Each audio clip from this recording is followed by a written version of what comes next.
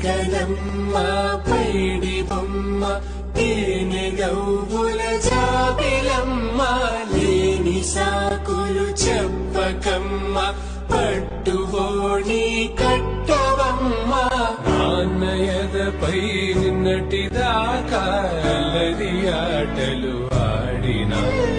చిన్నారి తల్లి నేత భుజములు నేడు చీరలు మోయునా